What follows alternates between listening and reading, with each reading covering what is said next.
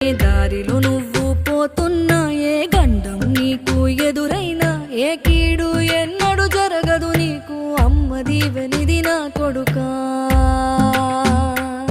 ఈ దిక్కులు నీతో కదిలేను, ఆ చుక్కలి దిష్టి తీసేను.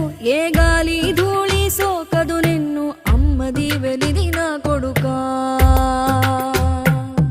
ఏ పిడుగుల చప్పుడు వినపడినా, ఏ బూచోడికి